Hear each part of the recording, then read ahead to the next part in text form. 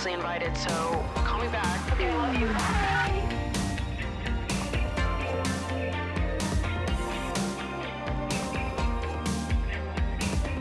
Hello, everyone, and welcome back to another episode of Emotionally Online, your weekly slumber party for spilling guts and sharing secrets, hosted by yours truly, the one and only Maddie Drossbeck. And this week, I am joined yet again by the besties.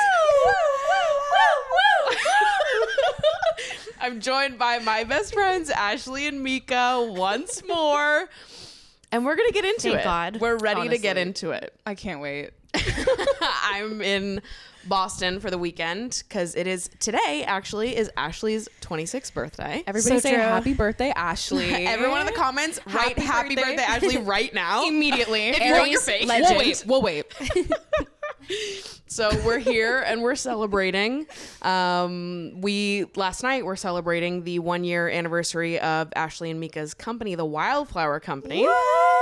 So little shout out to them. If you're in the market for a planner, Yeah.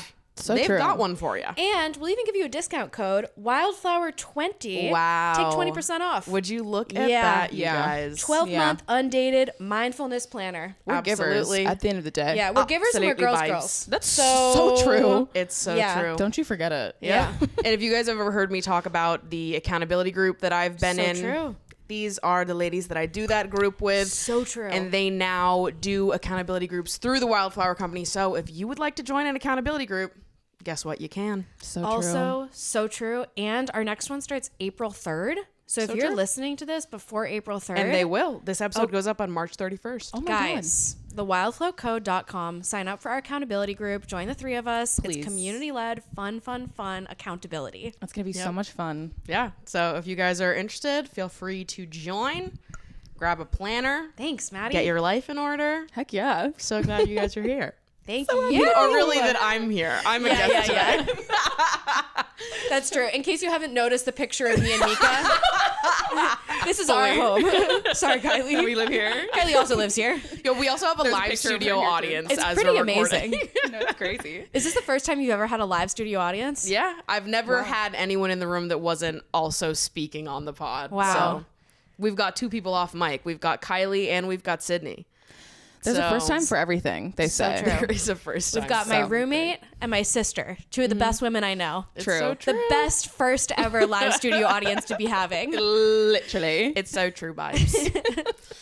Okay, so this has been requested quite a few times as of recently, but as you know, longtime viewers of the show, we do have a submission box where you guys can submit anything and everything that's on your mind. If you need some advice, just want to get something off your chest, you've got a story, you've got some drama, we're here for it all. We're here for the slumber party, drama, gossip, and tea. It's so true, bestie. Get in there. Tell me everything. No, come on. I need to know. Really? Yeah. So, Yes. you guys have been asking for an all submissions episode for a minute now, so I figured what better time to do an all submissions episode than with the people that I would go to when I need some on. advice, Come some on. reflections, some whatever on the juice and the tea going on in my life. So we've pulled out a few submissions and we are about to get in there, you guys. Yep. Let's do it.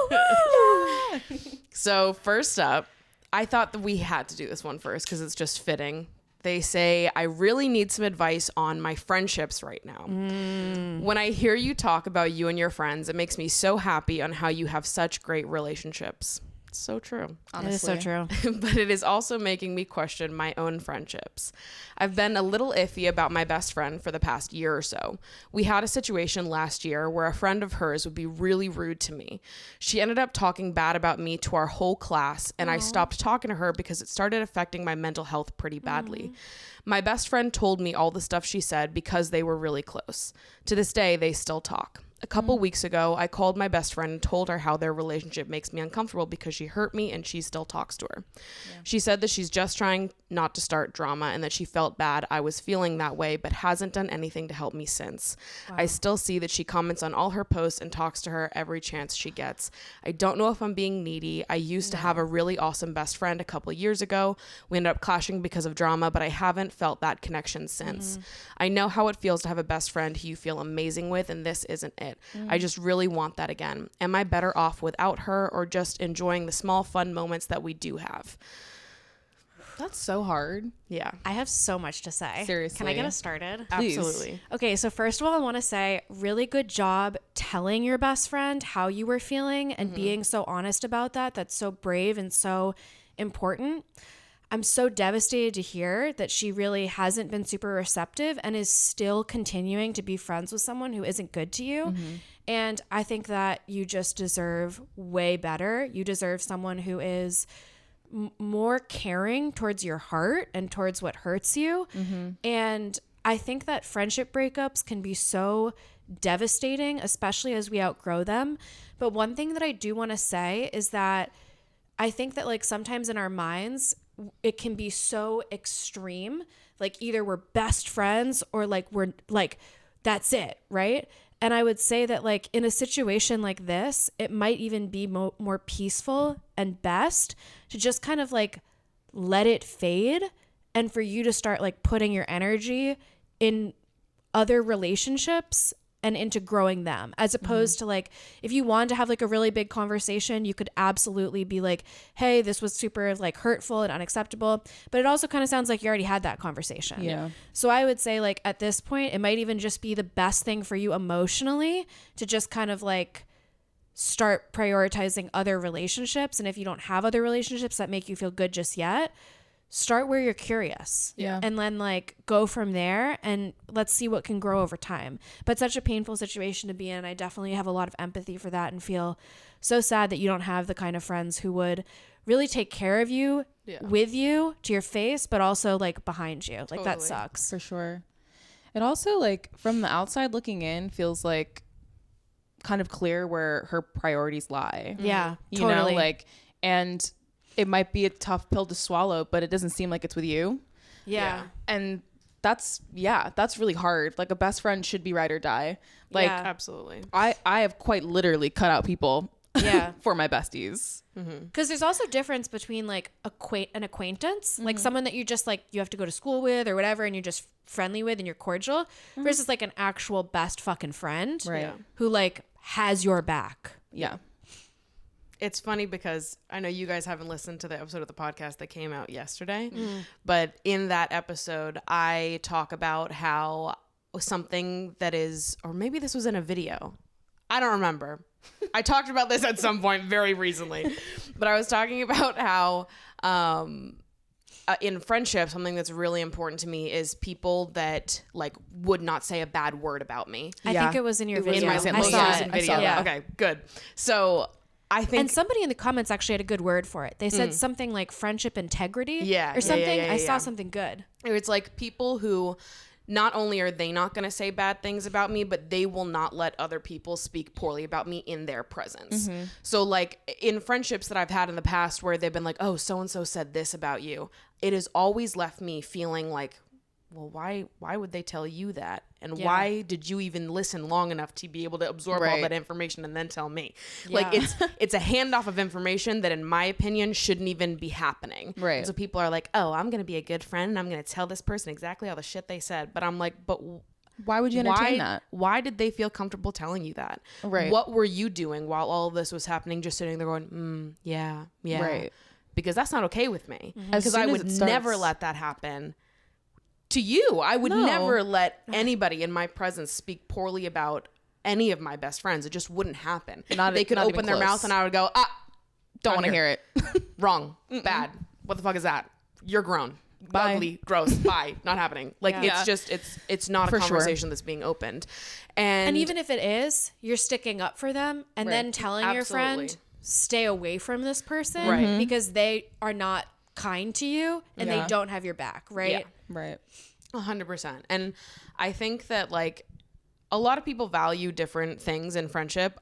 I also think that some people do not know how to be good friends. Yeah. And so they end up keeping friends around that don't like their other friends, aren't unkind to their other friends, and that doesn't bother them. But if it bothers you, So that's totally fine. Because it would Agreed. bother me too. I wouldn't want to be And friends you with know someone what? who kept people close by that hated me. Let's address the part about wondering if she was needy or if they were needy.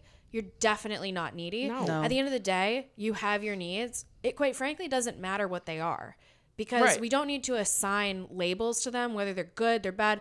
They're actually just your fucking needs. So Right. true. And so if you have needs, great, you deserve to have them met. Yeah. And you know what? You can compromise sometimes and you can negotiate on them sometimes, Yeah. but not really if they're needs. Like, you know what I'm saying? sure. Like, you deserve Totally. somebody who like is really going to meet you where you're at and love you. And I just think that it's never bad to have needs or desires. For sure. What is bad is being with someone in any capacity who isn't meeting you where you're at, right? Yeah.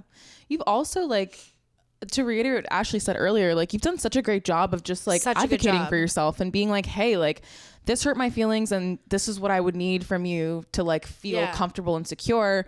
And they either have like decided to not give you that, or like maybe they don't have the capacity to do that for you. Yeah. And like either way, it seems that that's no longer a compatible best friendship. Totally. And that's hard. Like, friendship breakups aren't talked about enough, and they're sad and they're hard, and you know, life is long and we're gonna go through so many of those, but Yeah. there will be so many other people who will love you the way that you need to be loved. Yeah. I also have a lot of empathy for the fact that like this person was a good best friend to you a few years ago and now they're not anymore. Like, that's so fucking hard to sit with. Like, that's so sad. Like, that devastates me. And I've definitely been in those situations where it's like, wow, that person was a really good friend to me.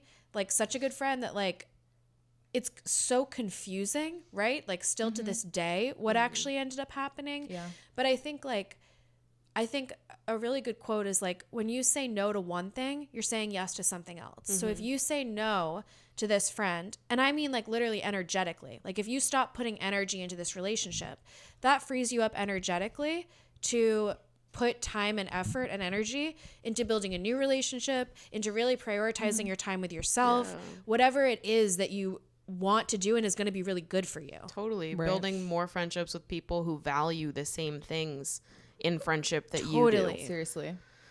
So, yeah, I'm sorry to hear that this is happening. That really sucks. Yeah. I think that's really just awful. It's to have difficult. like a friend keep someone around that is so mean to you. You deserve better, bestie. Yeah, Sending it's you really love. true. It's also like, it's especially hard like if you don't have like better friends around you. Like, I have like Yeah. a lot of empathy for like, especially like if this person is your closest friend and you don't have other friends and this is the best that you've kind of got, that especially sucks, right? Because it's like you don't have other people to turn to, and the person who's supposed to be your best friend isn't really doing a good job. So yeah, that's really shitty. Yeah. Yeah. Well, good luck. Keep us posted. Seriously. Seriously. Genuinely. Best of luck. We're You'll rooting get for through you. it, bestie. So true. All right, next one.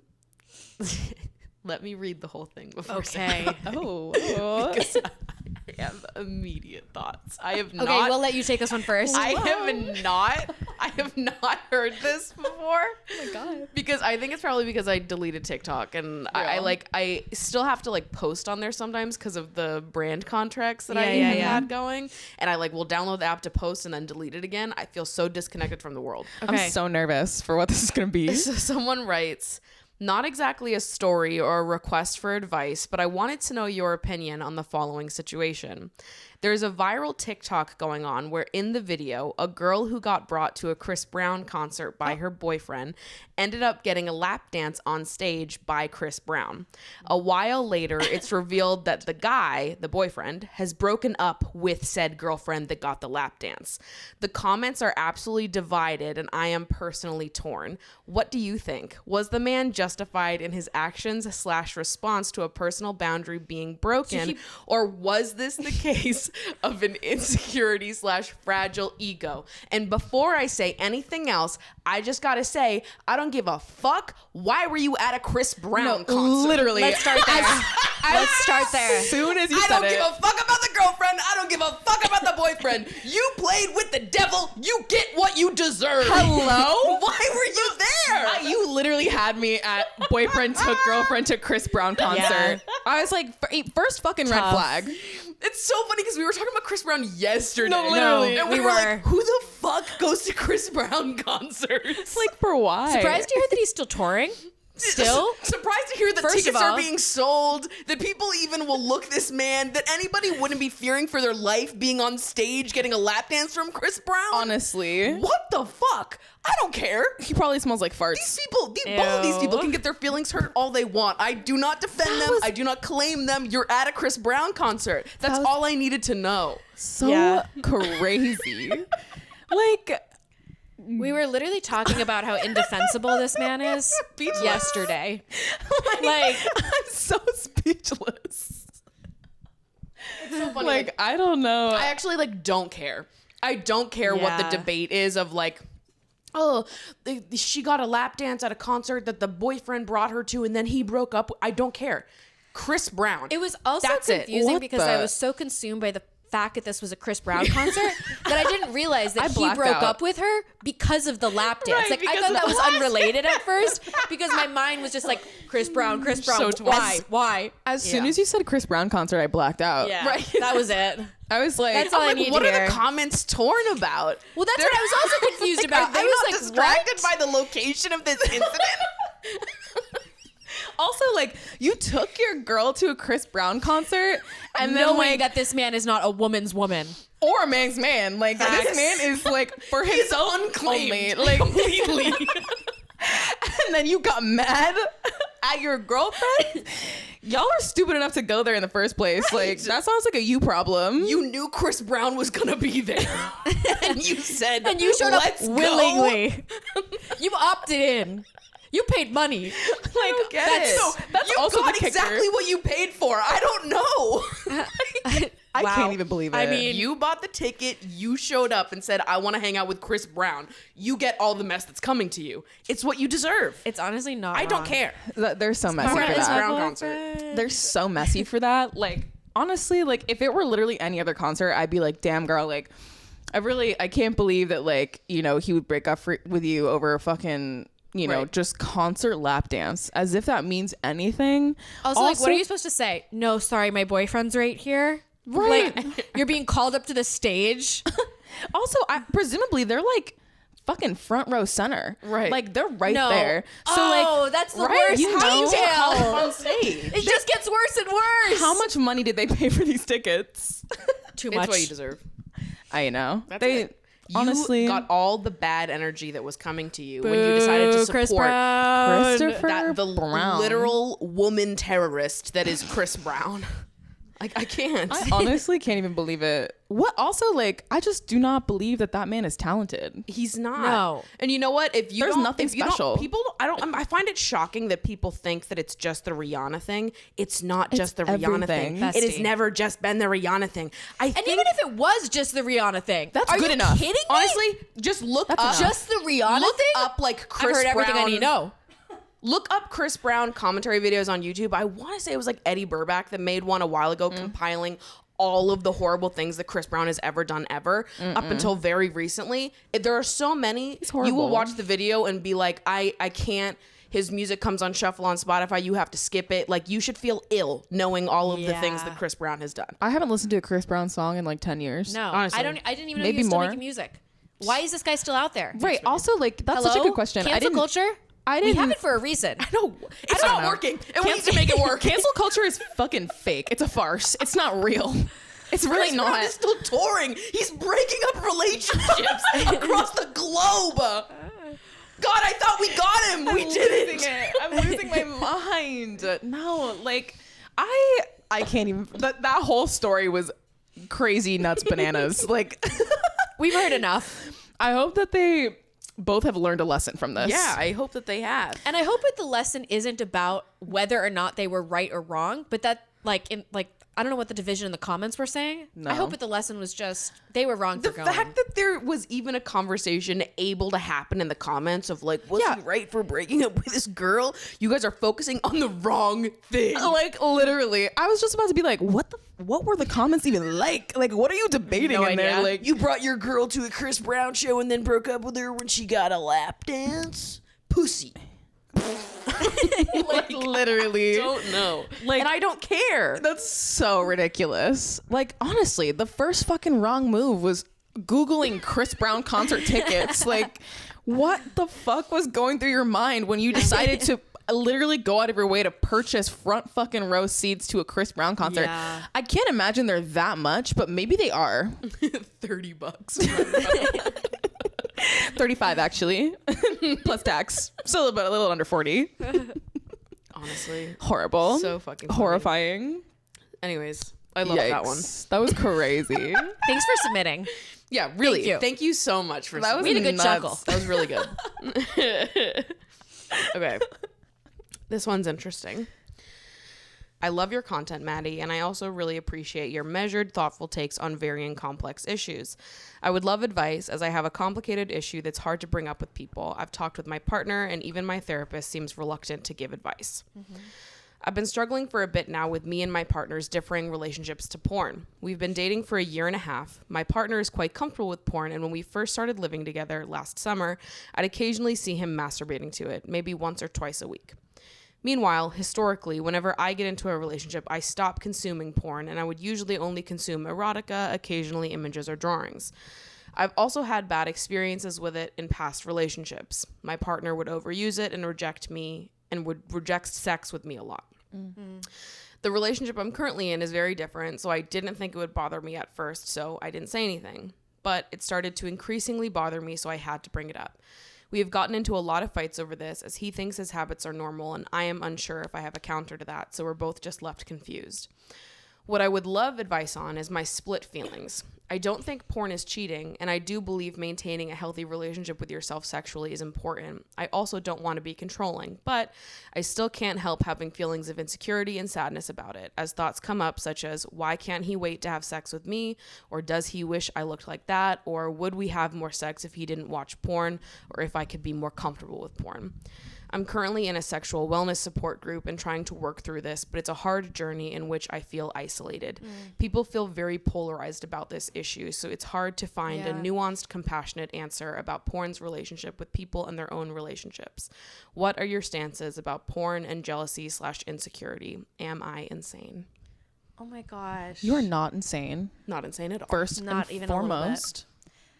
I have so much empathy and like appreciation for how hard this person is working to like really be the best, most understanding person possible, and like such a good job, like really like doing the work. And I'm just like so impressed by your own like self-awareness and really commitment to showing up for yourself and your partner. Totally. I think that this is like a really complex and delicate topic, and Mika and I were actually just talking about this the other day because we both have partners. And I think that like there isn't really a right or wrong in this situation, but what I would be curious about is, it sounds like it's not necessarily porn.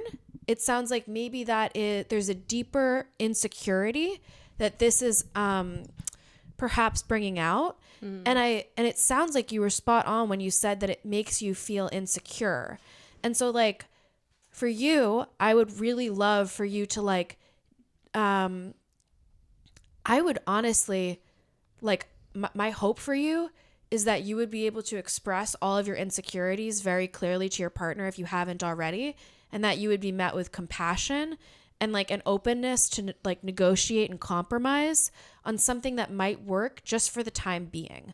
Because it sounds like this is difficult for you and you're feeling insecure in your relationship. And this is really making it worse. And I would hope that your partner meets you with reassurance and kindness and love, and like especially affirmation that like you're desirable. And I would like ask for those things specifically, because it sounds like this is very connected. But I so appreciate like this is such a vulnerable place to be, and like I really appreciate you sharing with us, but also like I really hope that other people in your life can like think about you more than their opinions on porn, because it's not really about that. Like this is about you first and foremost. Right. And like you're like you should really be like taken care of For sure. like by your partner, and like you're doing such a good job taking care of yourself. And so I just like feel for you, and I so appreciate how like vulnerable and like shaky of a situation this is, and I just like so appreciate you sharing. Yeah. I know we all probably have a lot to say. Totally. Yeah, I feel like you can't help how you feel about it or what this is Totally. bringing up. And so like I wouldn't feel like sharing those insecurities is controlling in any way. It's not. I think that like relationships are messy sometimes, and you're going to have to navigate together what Yeah. works and what doesn't work for your particular partnership. And it sounds like you say right in your message that you don't think porn is cheating, and you do believe maintaining a healthy relationship with yourself sexually is important. It seems like maybe like generally you guys carry Yeah. the same set of values here. What Ashley said is just bringing up something deeper for Yeah. you. It's bringing up some level of insecurity, and I don't think that makes you controlling to No. try to navigate through that with your partner. Can That's exactly what you should be doing. For I sure. also just really quickly want to say, I don't even think that like I used to think when I was younger that jealousy was like a bad thing, like a bad emotion. It was like maybe bad to express jealousy in a relationship. I think that jealousy, like everything else, is pretty neutral, right? It can be Totally. bad, but also like I've been in a relationship for a while, and I've definitely felt jealous before. And that was initially really hard for me to come to terms with, because I was like, wait a second, is that unhealthy? It's not necessarily. It's what you do with it that really matters. Yeah. Right. And I think like I just would also really say like, please not to have any shame about feeling insecure or feeling jealous, sure. because those are like the most human experiences possible.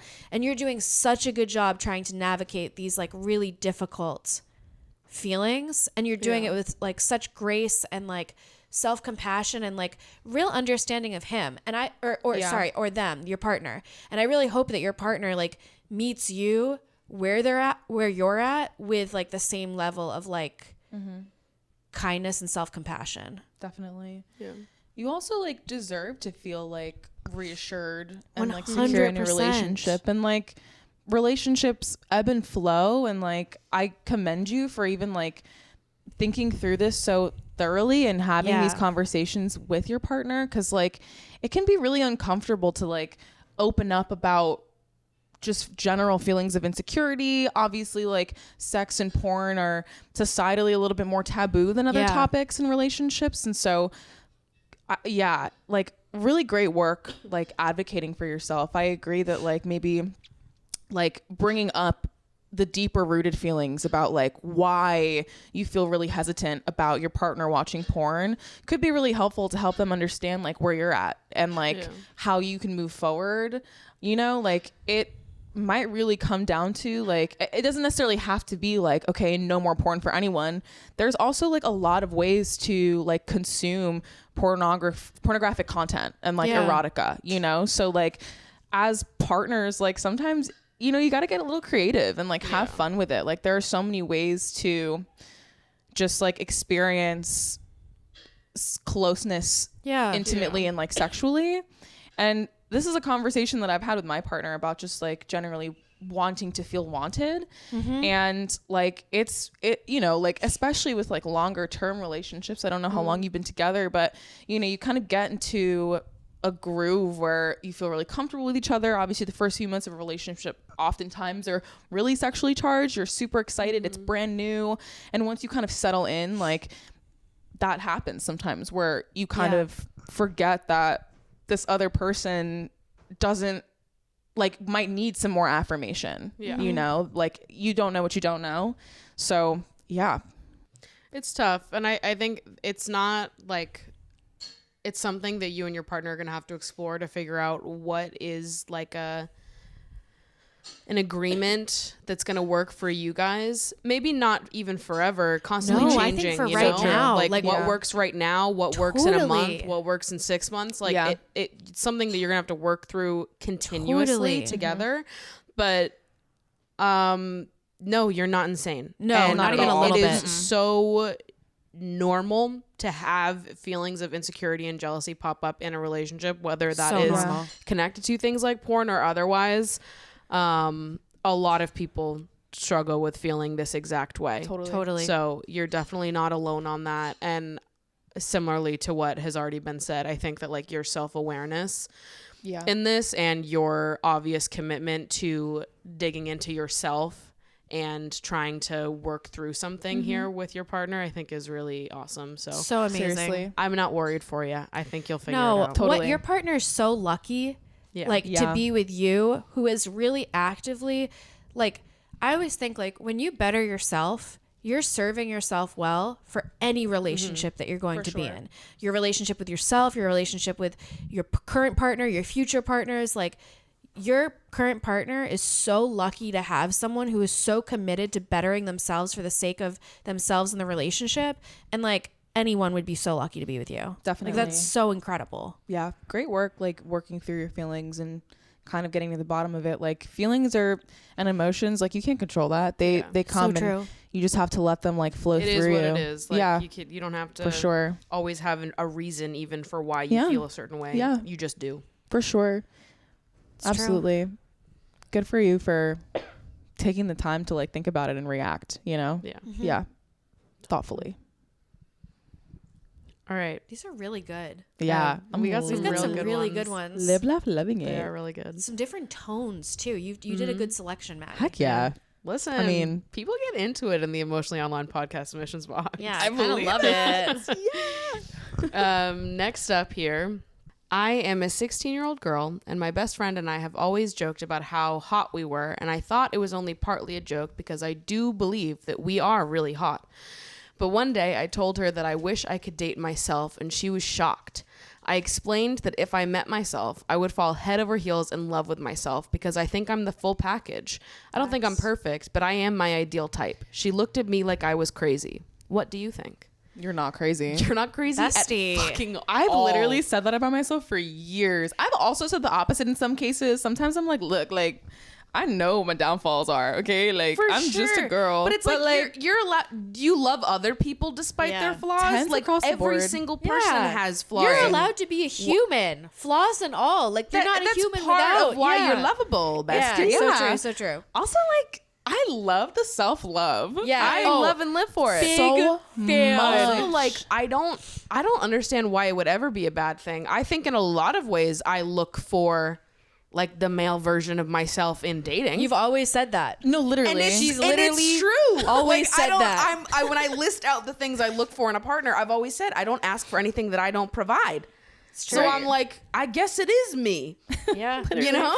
Any woman I've ever dated or hooked up with, uncannily similar to me. Not necessarily LOL. visually, but so yeah. And it's like similar vibes. Like, if do you the want me to vibes are good and you're cool, like, why wouldn't you like that in No, other people as it's well? crazy. My best friend, like, and I always say, I'm like, oh my God, like, if we were just born a little bit different, you know, like, Yeah.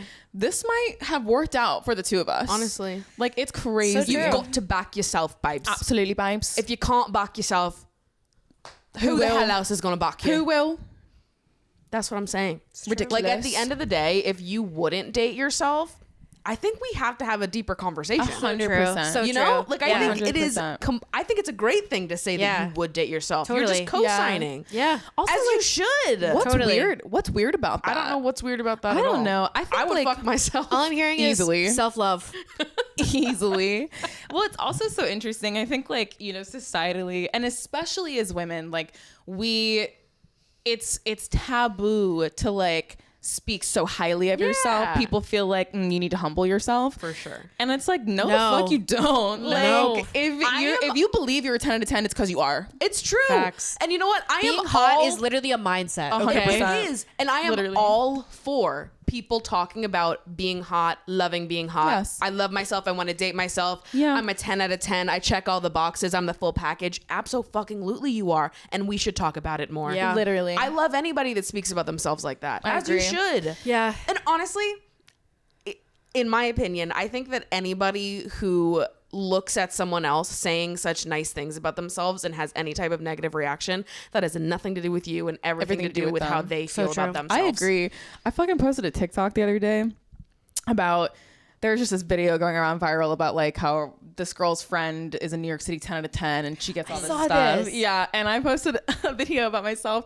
And as soon as, like, just basically reacting to that and being like, when this person said a New York City 10 out of 10, my brain immediately said me. Period. Facts. And It's true. And she is. And First and like, foremost. most of the comments were like, yes, me too. I thought of me as well. Yeah. Like, you are a 10 out of 10. It's like really passive vibe check. There are like 3 or 4 comments in there, and they're like, that's cap. Or like, well, you think you don't need any room for improvement? I don't think anybody can be a 10 out of 10. Guess only what? people that say shit like that are people that are So, like really upset about clearly how you haven't they met are. Mika. And Guess how what? they see themselves. Clearly. They were all men. No. Of course it was. All 4 of those comments. Because the girlies would absolutely fucking Never, babe. Never in a You million hate to fucking hear it. years. And it's like, here's also the thing. Like, 10 out of 10 is a fucking figure of speech. Grow up, first and foremost. We're- Like, Second of all, we are she's actually a 12 out of 10. literally. So, Period. think about that. That's actually Also, was my okay, response. sorry, when I know. anybody tries to like actually rank people on a scale No. of 1 to 10, I'm like, you guys are fucking bizarre. I'm like, it's red so flag. misogynistic. Dumb. It's like nobody's actually sitting there going, well, according to my calculations, the measurement of your bust and waist, according to your hips and that makes you actually a 6.2. Shut the fuck up. You're a weirdo. So dumb. I love So being in the stupid. science room with you guys. Can I just say? So true. Our science this room is room. called our science room, and this is where we do our women in STEM shit. It's honestly so true. We do calculations, no math. No, none. And according to my calculations, babes, But every calculations. single woman is a 10. out of 10. And that's it. Like, I give her even no a argument. 12. It's so true. A 13, Crazy. dare I say? The idea that like anybody 16? would ever need to humble themselves is fucking No. delusional. It's so delusional. Like, for Yeah. what? For who? And also, like, why did you feel the need to tell me that? Like, Right. what are you going to gain from telling me that you think that I'm not a 10 out of 10? Right. I'm like, don't first fucking of all, care. really? That is none. What you think of me is none of my business. Listen, babes. I know the facts. Fucking look at the goods. Why are you so proudly declaring that you lack taste?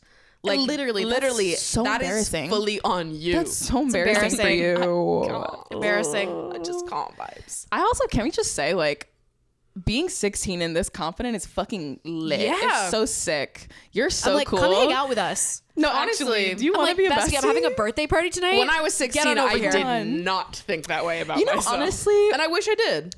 when I was like 16, I also kind of felt that way. And then, like, in freshman year of college, I started dating a guy, and that was my first mistake.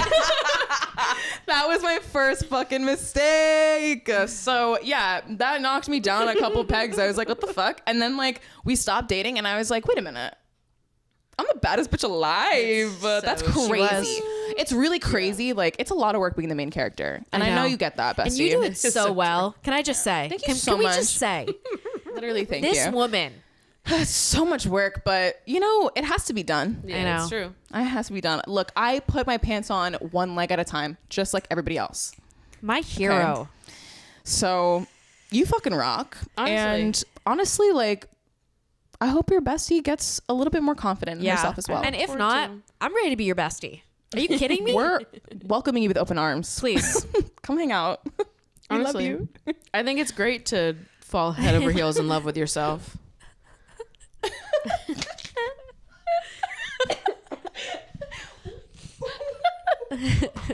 No, yeah. I self-love fucking forever. So I think it's great. yeah. Stay doing exactly what you're doing. Really. Absolutely. Loving, laughing, and living. Live, laugh, love. All right, next up. This person says, hello, Maddie. I would like to know your thoughts on ghosting and when/if it is ever appropriate when talking/dating, specifically referring to when the conversation leaves the dating app. I am very anti-ghosting because I am of the opinion that talking and dating is very much about getting to know each other. And if you stop wanting to do that, you should just tell the other person so you both know it's time to move on. I have now been ghosted by 2 people who have given me their number and then ghosted after a couple days/weeks of communication. What do you think? Any advice? For reference, I do proactively tell people I'm talking to that I appreciate open communication and to literally let a bitch know if they're no longer interested. Like, no hard feelings. It's the name of the dating game.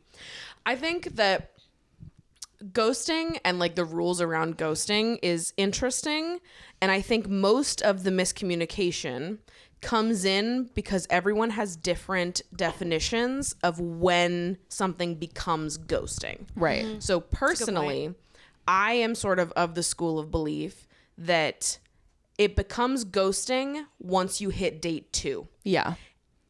After a first date, I think that it's fine not to say anything to the other person if it doesn't end up going anywhere. Once you go on a second date, in person, second date, after that point, it is considered ghosting if they don't speak to you. Before that, I personally wouldn't call it ghosting because I don't think there's enough of an investment that there was something established there where it's like, we have to communicate everything to each other. I think that, like, in general, I think that is probably the most accepted definition of ghosting is that it's like you need to have some form of investment, which means you have to be in person at least more than once.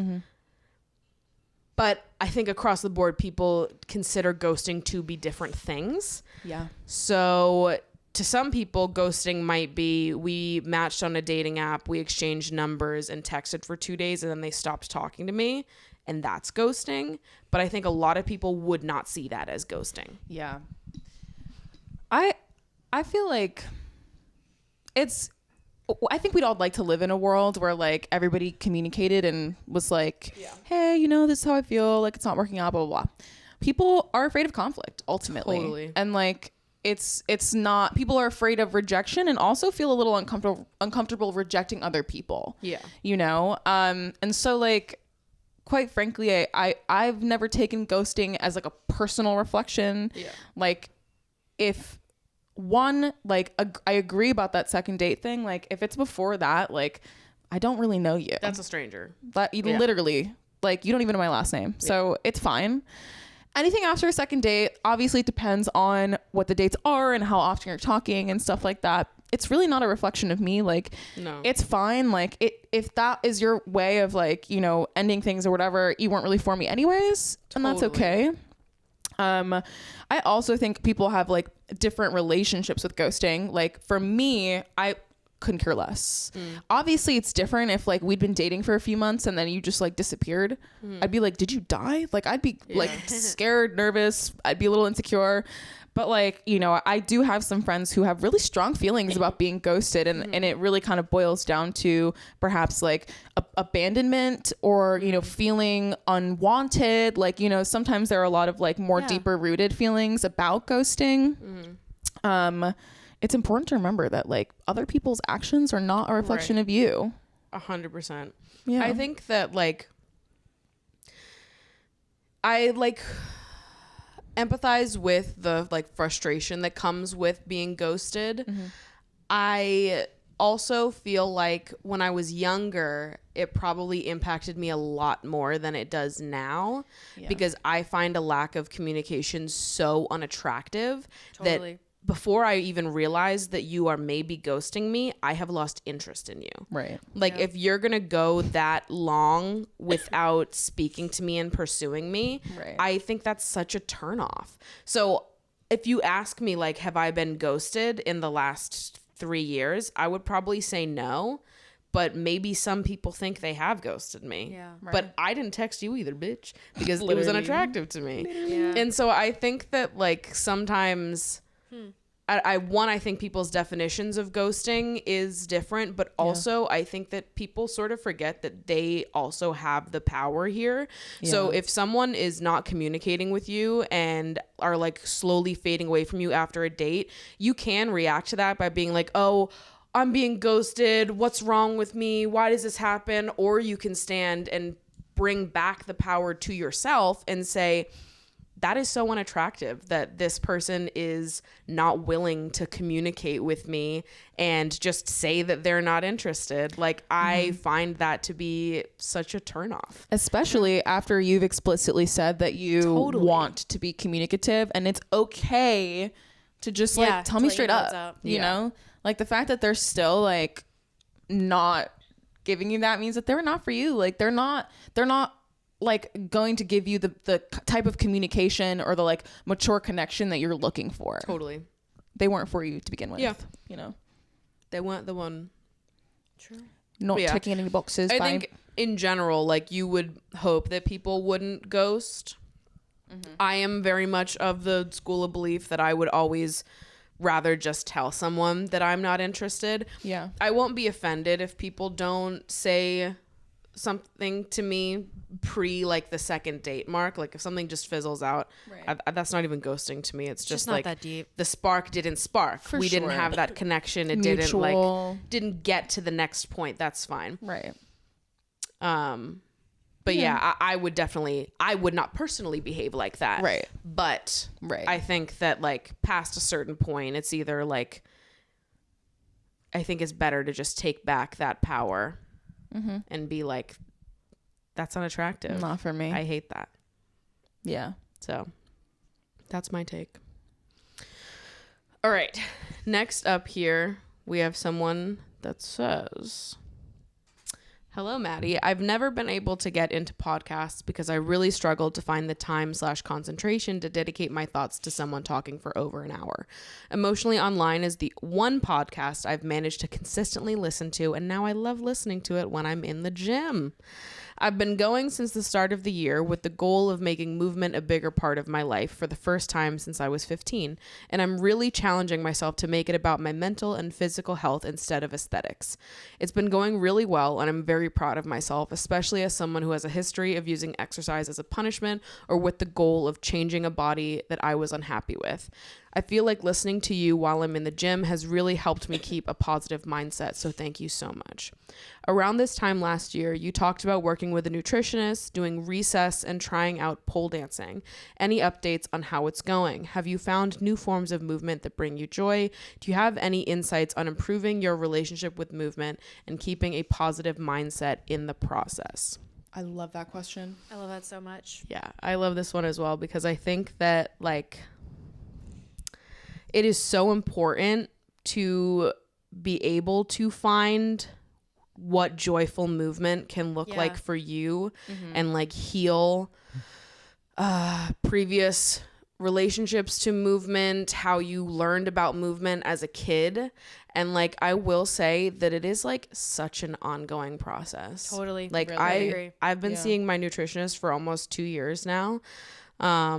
I see her on a monthly basis, and I am still trying to really like keep joyful movement a priority of mine, continue call it recess. But like I'd be lying if I told you that was something that was easy for me every day of the week, or that it's even something that I've been able to fully integrate into my life. And I feel like I have just been trying to be gentle with myself because I started seeing this nutritionist 2 years ago. So I was 24 at the time. Oh my God, I forgot how old I was for a second. Literally. 24 at the time.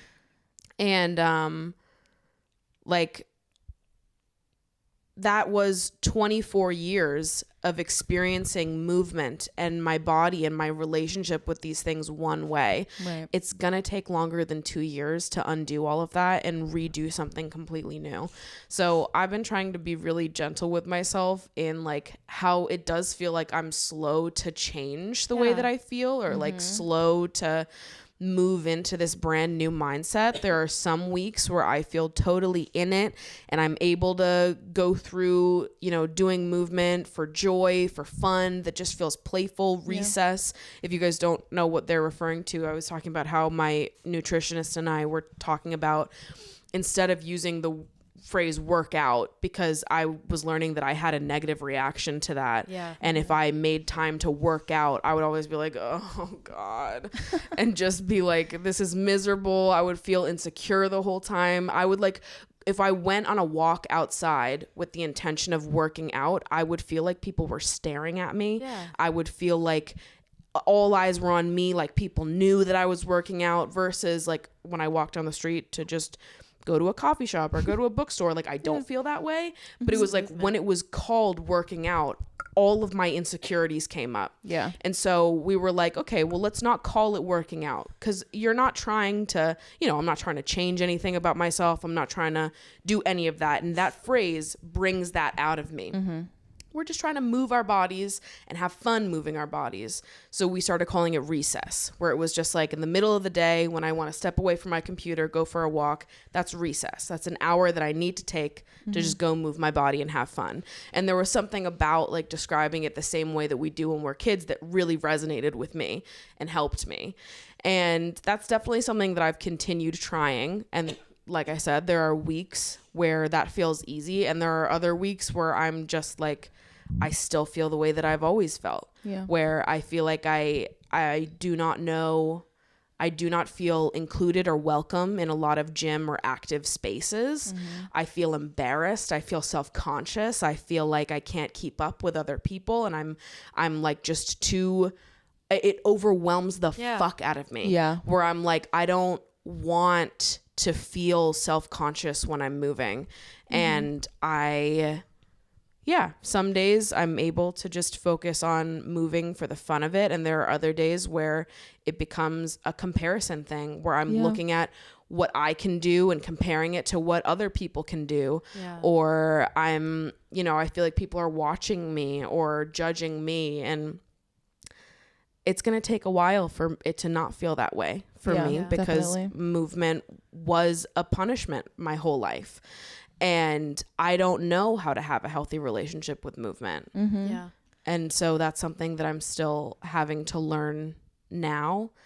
And so my like only sort of insight to anybody that is also going through this is to just like be gentle with yourself in the process of changing that, because it is a lifetime of seeing movement as a punishment, as a bad thing, as like a way to change who you are, as a way of saying that what you are now and who you are now is a bad thing. It's going to take a long time for it to not feel that way. Yeah.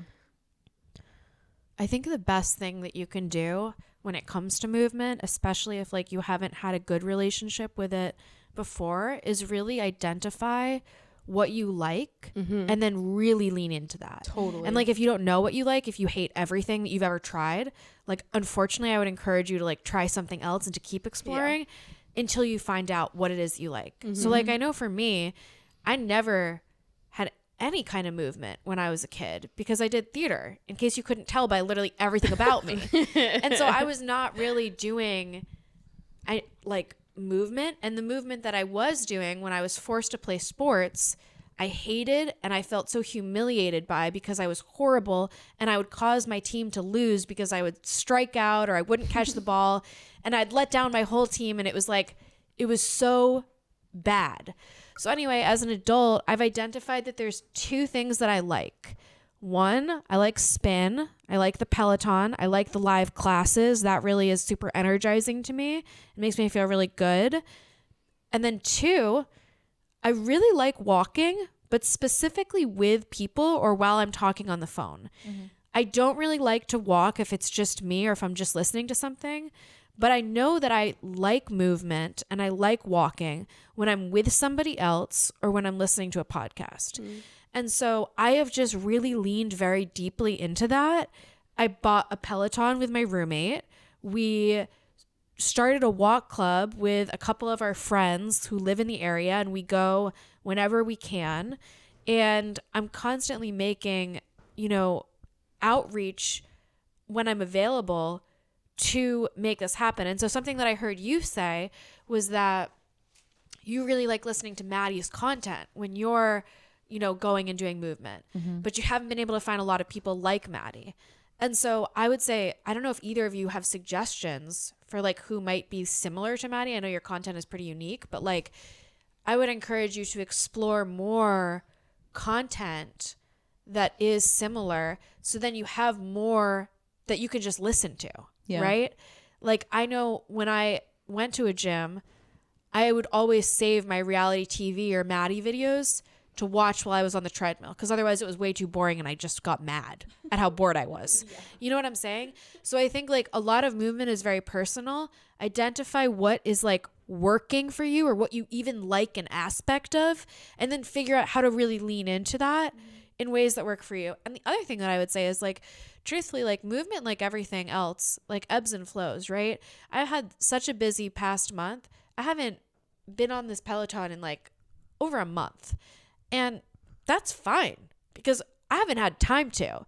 And if I did have time to, I would have gotten myself sicker than I already am and just burnt myself out even more, right? And so I think like it's really important to listen to yourself and to allow there to be ebbs and flows and periods of movement and periods of like real rest, right? Because that's just as important. And at the end of the day, we're all doing our best. That's all we can do. And we're doing a great job. Yeah. Honestly, as someone who like grew up like doing sports, and for the record, like I'm a theater kid through and fucking through. Like I was not literally like I was not a sports girly. There was like one sport that I really did take a liking to, and it was because I like got to do like there was like a community and friends that came with it, and so like I was able to like enjoy my time there because I had community. I did Taekwondo growing up, and I played tennis growing up, which are like one-on-one sports. Really, it's not really team sports. And in tennis, like especially like women's tennis, like people are like notoriously like not particularly friendly. So like I didn't really find community in tennis. I didn't like tennis. I was forced to play tennis. I didn't enjoy it. And in a lot of ways, like drilling was used as a punishment for not playing well, not doing well in school. Ask me how that makes any sense. It doesn't.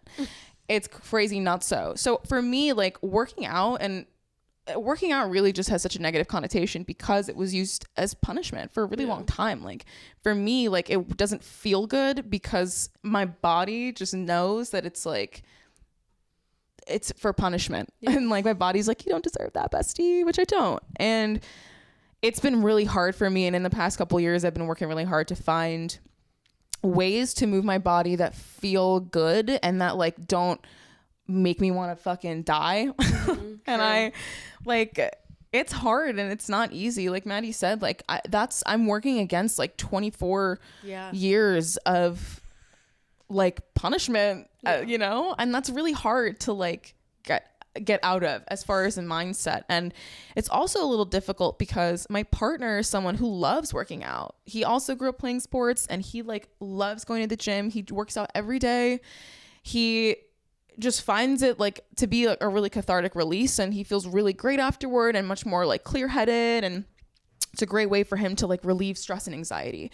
And like I love that for him. And in a lot of ways, occasionally like I'll feel a little insecure because I'm like he's doing this all the time, like maybe I should too, like maybe I should get involved, maybe this would be a good way for us to bond. And I just like really don't want to. I will say though, in the last couple of years, I really have gotten into walking as well. I love a little hot girl walk. There's nothing better to me than like going on a little walk, grabbing a nice coffee, popping in a podcast, or calling my mom or a friend and just like walking around and just like taking in some fresh air, the sunlight, which in a lot of ways, a lot of places is hard to do for like half the year. Like we're all from the Northeast, like it gets cold and gloomy. But you know and what like, I will say? It's easier than I really thought. I built a lot of very good movement habits last summer and this fall. I thought that when winter came, it was just going to be like all over. And truthfully, some days it really is impossible to get outside. It's snowy, it's rainy, whatever. I was shocked though by how many days I was able to get outside just by bundling up. And relatively, it was a lot less than this fall, but it wasn't impossible. Like I was genuinely shocked by the fact that like it wasn't even close to as bad as I thought it was going to be. Yeah. You just put on some gloves, you bundle up, and like some days it's nicer than others. You don't need to go out on like a wind chill of negative 30, you know? There are days when it's like actually just like 40 degrees and you can just put on a hat. Yeah, it's true. I think too, like, you know, we do have like the benefit of working from home. So like I can go on a walk like in the middle of the day when the sun's still out. Like personally, I wouldn't want to go on a walk alone like in the middle of January when it's like dark and it's already like 5:30, 6 o'clock. True. But then you do morning walk club. I'm not a morning person, bestie. That's also true. I'll be honest. But I work from home. So like while I was, you know, I do go on like midday walks because I can, you know, like I like the sunlight ultimately. Like I just want sunlight and fresh air and movement. Recently too, like I've started to get back into yoga, which was something that like so awesome. In early college, like I started getting into here and there. There was a weird brief stint where I was running Don't ask me what that was about. No. Please. I Take that back. Literally, I don't know her. Sorry. Edit this out. Like, Edit I'm this just out. literally cut the cameras. Cut the cameras. Don't look at her. It was a really vulnerable moment, besties. But I've really gotten back into yoga recently because it's such, for me, like, it's a way to move my body. I love stretching, and it's also a great way to kind of improve my strength. Ultimately, like, I just want to be stronger. I want my muscles to do their job and support my body. Like, I've got, you know, like lower back pain, and I have like knee problems. I was in an accident a few years ago, and so like I really just want to like strengthen my body and improve longevity. And like for me, yoga is a really great way to do that. It doesn't have to be an hour-long yoga class. It could be 10 minutes of movement. It could be 30 minutes. It's truly whatever whatever moves you. And what's been also really helpful is setting like realistic goals for myself. Like kind of just like playing around with goals and seeing what works. So like, you know, doing yoga 4 times a month might not be realistic for me. Just starting out, like maybe it's 1 time a month. Yeah. Maybe it's Literally 2 just times. doing it. Right. Yeah. And it's like we'll work our way up from there. And then maybe I find in like a year from now that yoga is no longer serving me, and then I have to find something different. It's really all about like playing around and really kind of working through just like years worth of physical and emotional trauma, honestly. True. Yeah. I think that like a big learning for me has been like not feeling like there has to be like a certain amount of movement for it to count as moving my body. I think that like even like stretching for 5-10 minutes, that is something, and Absolutely. that counts. Agreed. And Like- it's all about building a habit, right? Totally. Of like taking care of yourself in that way. When you stretch, you're taking really good care of your body. Absolutely. Right? And like you're doing it. That over time is what builds a habit. Yeah, but don't feel bad if you can't build a habit out of it, and True. it does just end up being once in a while. That's fine. That's something. There does not need to be a specific amount of times that you have to do it in order for it to like count. And I think that that's been like sort of overwhelming to me, is like trying to do something and then you do it once and then it's like, oh God, how am I going to do that every day?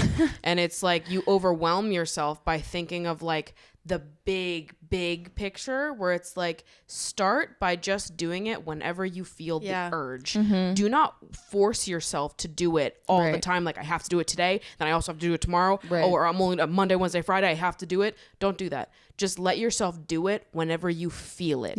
Go completely intuitively, and then over time, intuitively, you will want to do it more. But I think that like by setting like this is the schedule, that's not going to work for everybody. And I think for me it has been a lot of like just allowing myself to go with how I feel and learning like what kind of movement does feel fun to me. So similarly to you two, walking has been a big thing for me. And part of what I have learned, similarly to how like the phrase working out makes me feel icky, I sometimes like can't convince myself to go on a walk just for the fuck of going on a walk. I have to put something on the end of the walk to make it fun to me.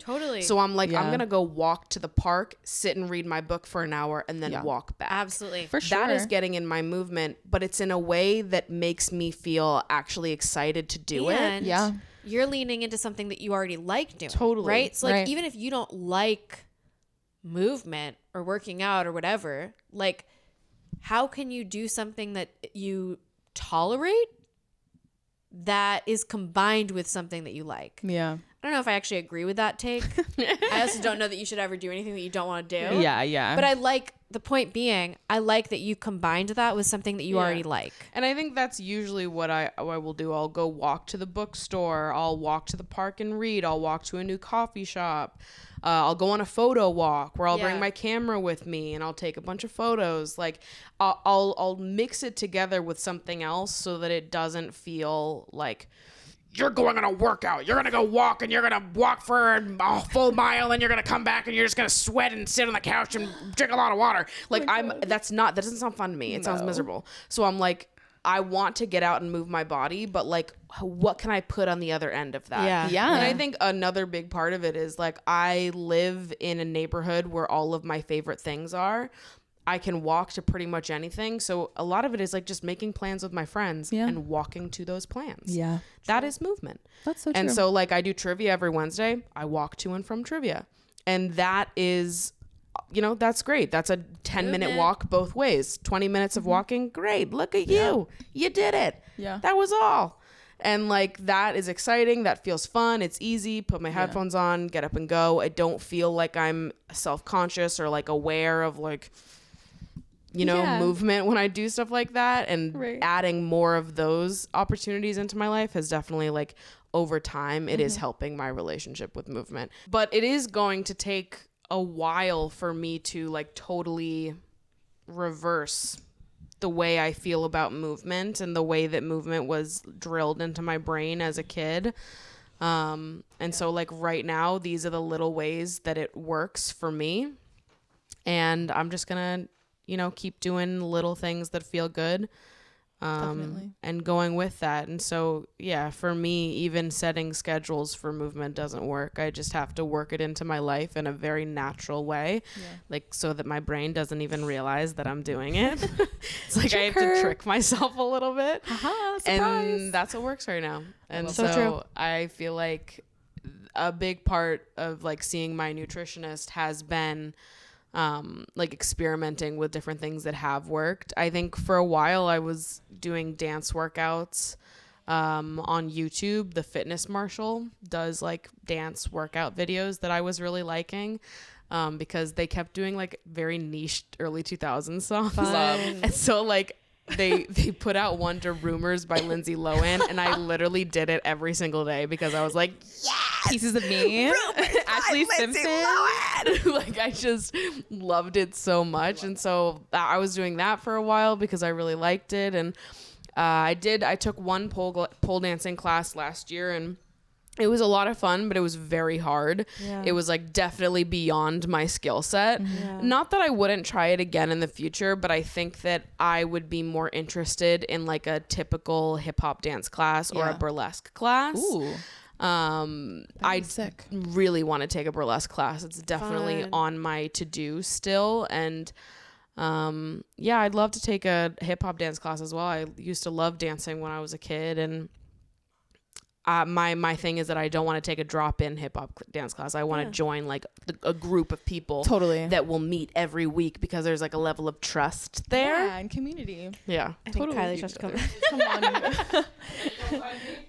I have something else to say, completely unrelated. Did you know that Lindsay Lohan is pregnant? Yes, I did see that. Is she? Yeah. Lindsay Lohan is having a baby. Oh my God. Crazy. Like speaking of Lindsay Lohan, I just wanted to drop a little tidbit.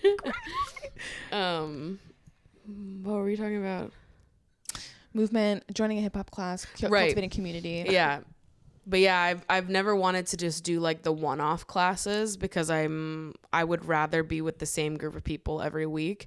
But it is very hard to find like adult dance classes that are formatted the same way as like the ones you go to when you're a teenager, where it's like the same group of people every week. I have not been able to find a studio in New York that does it. That's hard. So I can only find one-off dance classes, and so that's been sort of the only reason why I haven't gone to one, because I would love to join a hip hop dance group. But I did find a studio that does burlesque classes. It's like the same group for like 2 months. Whoa. And they do a recital at the end. Whoa. And so I've been holding on to that for a while because I know that exists. And I think that would be really fun for me. But I just haven't done it yet. That'd be awesome. But I think it's just a lot of like finding the things that are fun to you. Like I'll tell you right now, going to the gym is never going to be my thing. I'm never going to go and think it's fun ever in my life. You will never catch me on a treadmill like, I'm having so much fun. Not the treadmill. And I refuse to do things that aren't fun. So that to me is not fun. It's never going to be fun. It's not going to be me. Okay. My mom is a marathon runner. I would literally rather be shot dead than run a marathon. No, same. No, but actually. I'm like, I know this about myself. That's never going to be me. I am just not her. So I'm finding out, I'm learning things about myself, and I'm finding what does work for me, what is fun to me, and what is like a realistic way that I can work in movement to my daily life in the long term. So it's not a short-term thing. It's not a short-term discovery. It's something that's going to take many years for me to learn about myself and undo what I learned about movement as a child. For sure. And that's that. And you just have to be gentle with yourself in the process. So true. I love what you said about just kind of like adding kind of like a pot of gold at the end of the rainbow, you know. For me, it's I love like dressing up and then going on a walk. Like I love like curating a cute little outfit, putting on a cute little hairstyle, and walking around, grabbing myself a nice coffee and being like, tee-hee, everybody thinks I'm so cute. Literally, I'm like, why do you think I own so many Girlfriend Collective sets? Literally. Because I love putting on a cute little outfit and going on a little walk to a bookstore with a coffee in my hand. She's literally like the main character of a movie. So true. They write movies about her. But it's like you just have the best time of your life while looking cutie, getting in some fun little movement. So good. Going to read your book at a park. Before you know it, you've been out for like 3 hours. I love her. Picked up a couple goodies along the way. A little treat for yourself. You deserve treats. Yeah. And there it is. And there you have it. There's your movement. And you had so much fun while you were doing it. Yeah. I love and live. So true. So yeah, I think it's just all about finding what works for you specifically and not comparing yourself to what works for other people. So true. Because what works for a lot of people is not going to work for you. Yeah. That's so true. Not all of us can, want to, or should be gym bros. Facts. It's just not in my personal trajectory. I think also it's important like not to compare ourselves to like what we used to do. I think especially like for like former athletes or just younger people. I don't know. We just shouldn't like there's no need to compare ourselves to even what we were capable of like a year ago. Doesn't matter. Yeah. We're at where we're at right now. Let's just make the most of it. Totally. Absolutely. Yeah. You're good. Comparison is the thief of joy. It's so true. Always. Also, the fucking fitness gram. Horrible. What's that about? What? I don't think I know what the Oh, you do know. You know the Do you remember the fitness pacer gram. test? Do you remember those push-ups? Down. I've never forgotten. Down. That literally no. Down. The thing is that like that alone that test Ruined it. alone Ruined it. caused at least 5 years worth of damage that I'm only on year 2 of reversing damage. least. Yeah.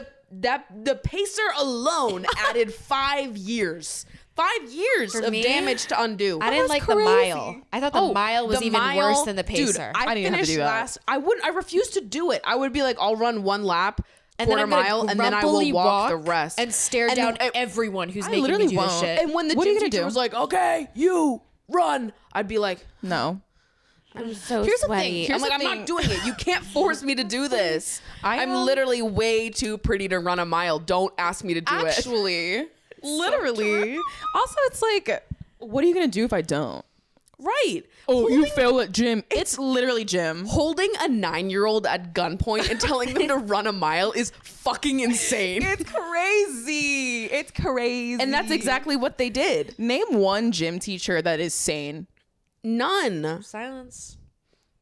And look, here's the Absolutely thing is none. my high school gym teachers were actually like cool and funny and like you know, like nice enough, you know, like they didn't really like push it, but even still, you know, I literally like I sprained my ankle and I pushed that for like 4 weeks.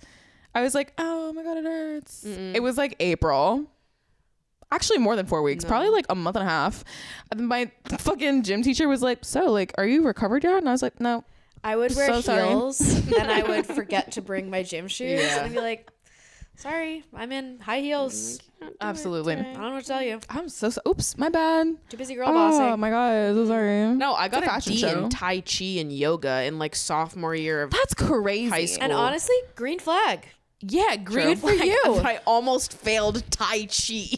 That's what I want to hear. Wait, it's so first of all, crazy that was an option. Second of all, I've always found it so nuts that like extracurriculars, like fucking just like art stuff and gym, you got a grade other than just know. pass fail. I know. Like art is fucking first and foremost subjective. If you're getting Right. a D in like art or photography or theater or dance, your teacher sucks. Yeah. And the same thing with that. gym. It's like, look, if you've been a gym teacher for like at any point in time, for it doesn't even matter how long, it's like you should know that like no Also, one in like, this class. At that point in my life, I was like the least mindful person on the face of the planet. Like the fact that they wanted me to sit there in silence and do little stretchy things for an hour, I was like, what am I gonna do? I'm just gonna sit here in silence and with my brain for that. I couldn't do it. Like I think that like I would just I couldn't hold the poses because I didn't want to. I couldn't think for that long. Like I couldn't breathe through it. I think I'm a lot more mindful. I think I'd probably be able to do it now. But at the time I was like panicking that I had to sit there and be quiet for an hour. For me, I was just like, I don't want to be like the tryhards in this class. I was like, No. I'm gonna not try because it's cooler to not.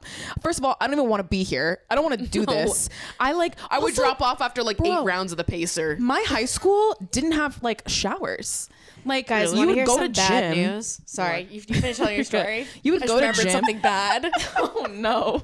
You would go to gym, you'd sweat it out, and then you'd literally have to like walk around the hallways sweaty, icky, disgusting Yeah. for the rest of the day. I don't Gross. fucking think so. Do you remember? Life is a fashion show. Do you remember Axe bombs? Disgusting.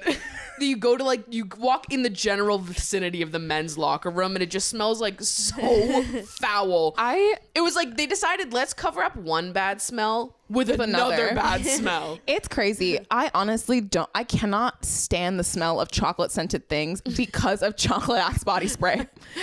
They ruined it for me. So it just reminds me of gross. nasty, sweaty BO. It's gross. I can't do it. I can't. What were you gonna say? Guys, I Ash? just remembered that. Do you remember in high school when they would give us out like awards, like 2 awards per like Sure, class? Okay, so I won the drama award, Obviously. obviously.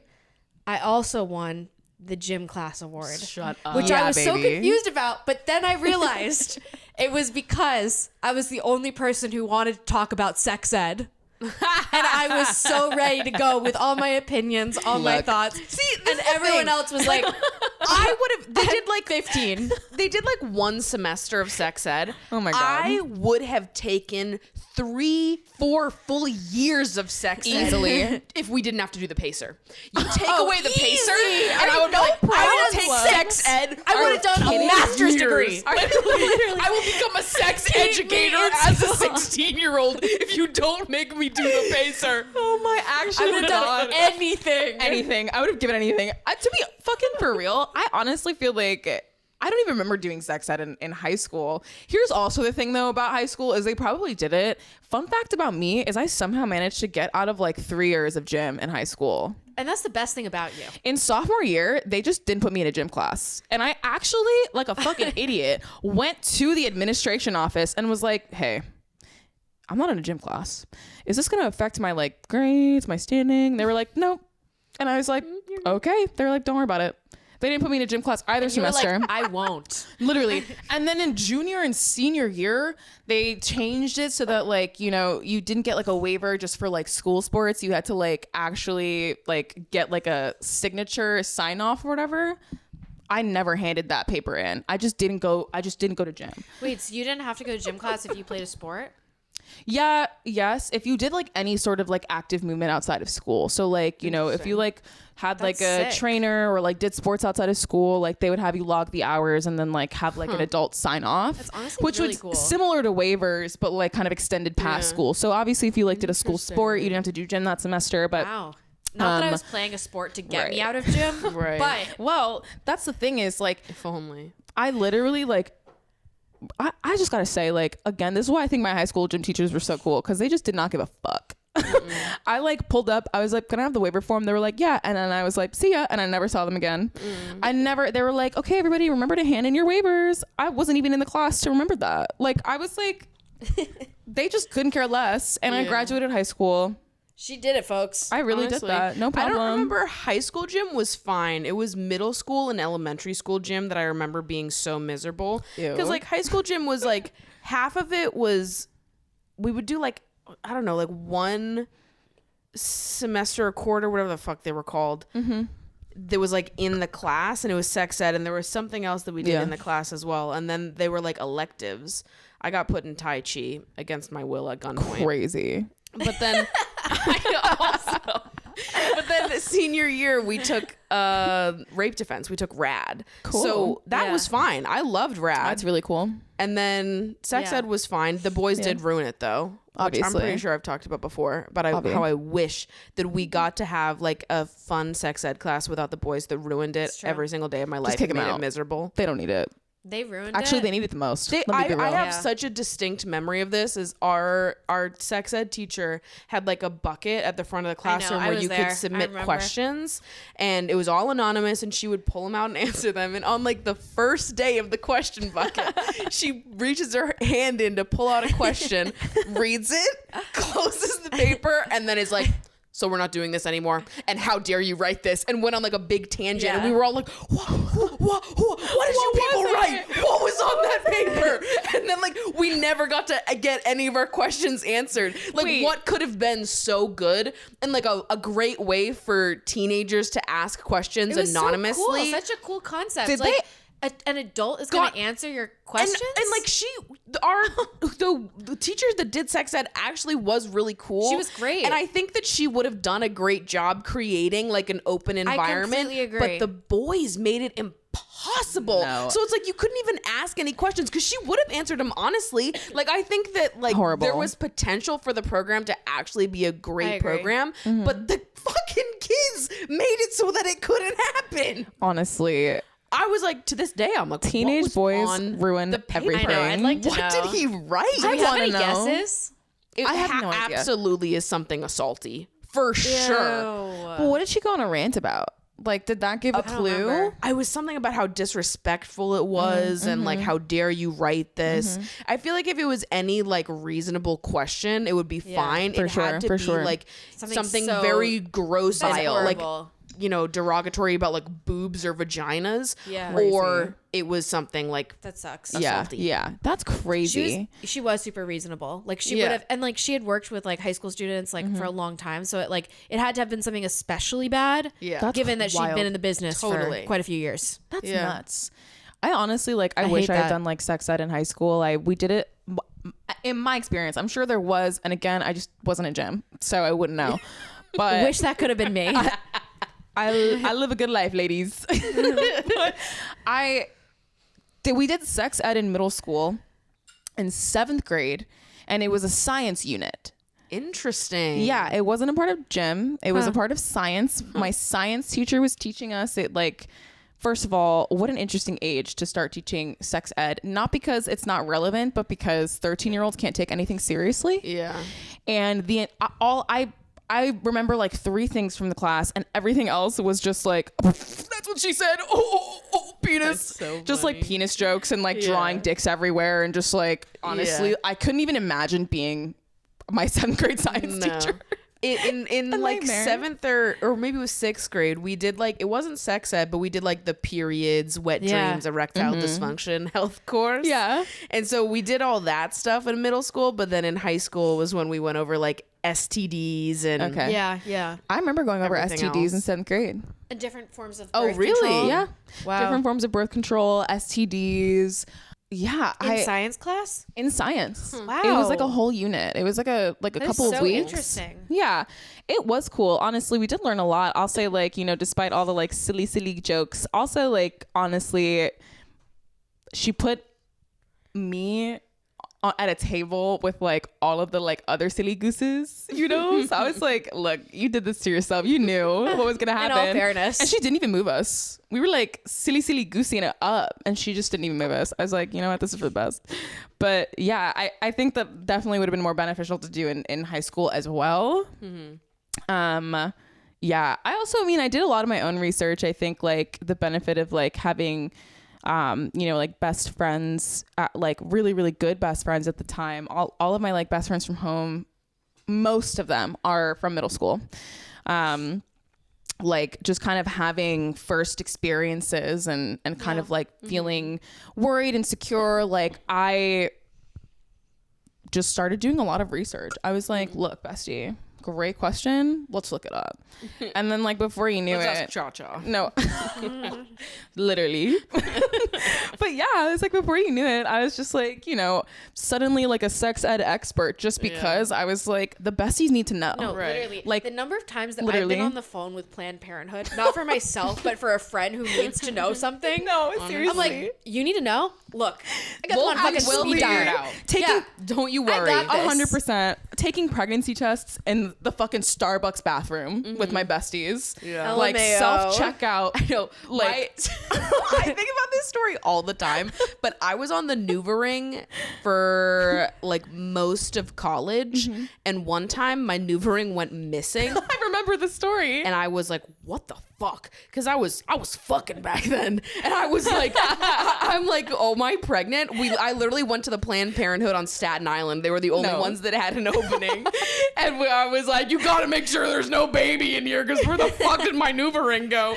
My body just And- absorbed it. The weird thing though is that at the time for that particular NUVARING for that month, I had not had sex anywhere besides my own bedroom. So I was like, it's gotta be like lost in my covers or underneath my bed somewhere, because that's the only way it would have come out. If during sex it came out and he for whatever reason didn't say anything. Because it had come out during sex before, but usually the person I'm with would just hand it and give it to me, and I would put it back in afterwards, and it was totally fine.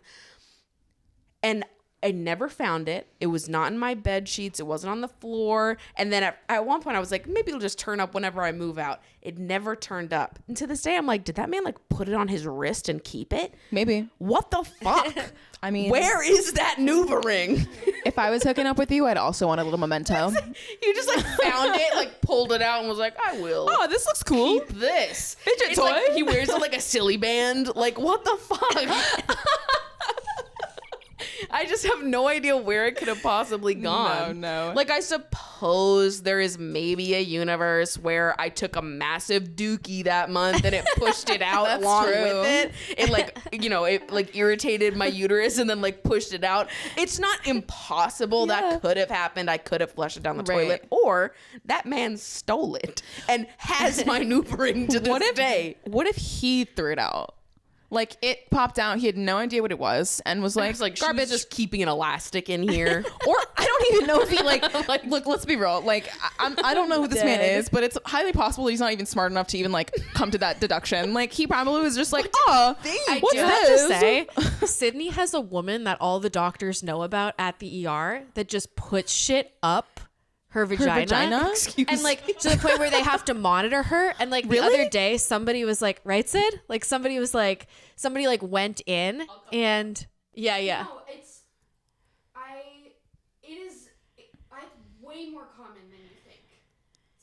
The amount, it is, yes, that one particular woman, she had a problem where like you couldn't give her anything, she'll continue to stick it up her vagina. But there's a lot of people that just store things in their vagina. What?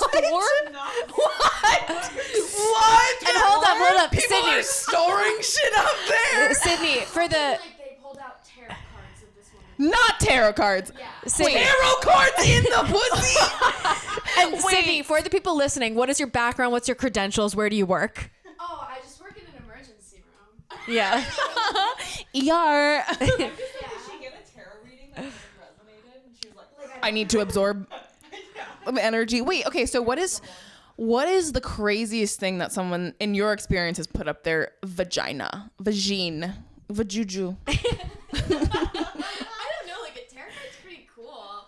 Like I don't like I think it's just weird because like she would ask for like when I walk by she would ask for like a box of tissues. because she wanted to put the Because she wanted to put it up her vagina, and so I was like, okay, yeah, sure. So I went to walk. I was just got on my shift. She had been there for a couple hours, and I was like walking to her with the box of tissues, and people had to be like, stop! You can't bring that in.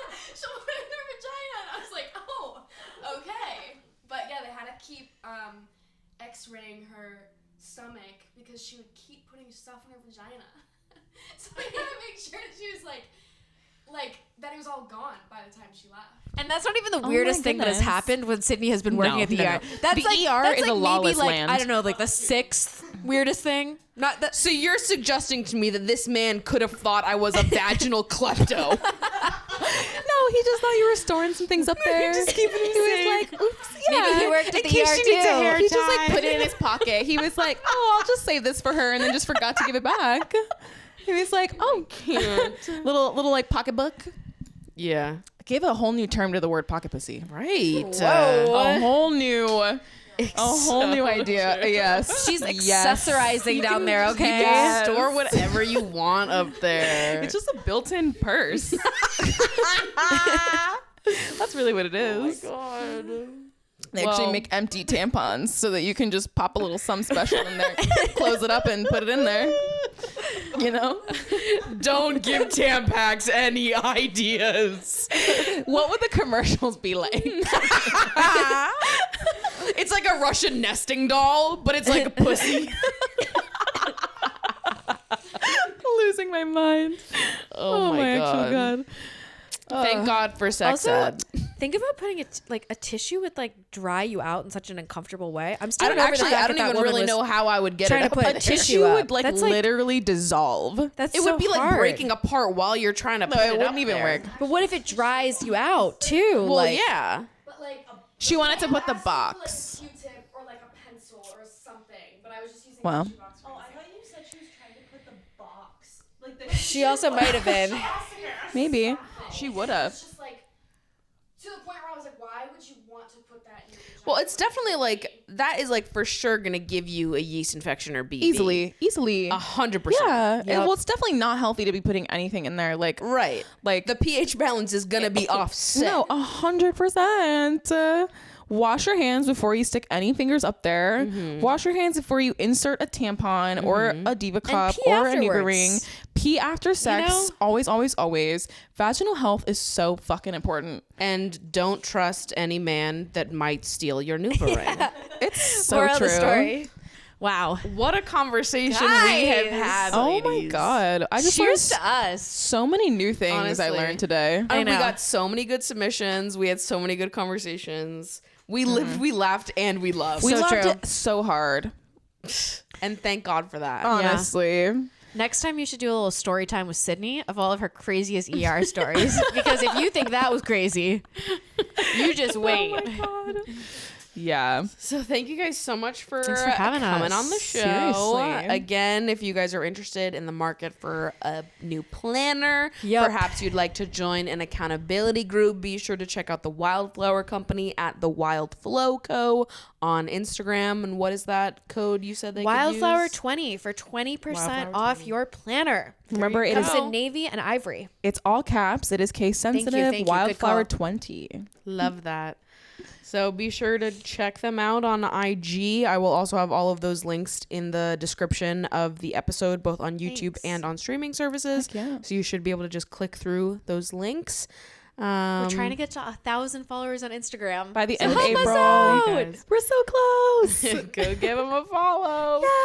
And if you'd like to submit to the question box for the next episode of Emotionally Online, you can do that. That link is also in the description of everywhere you can find this show.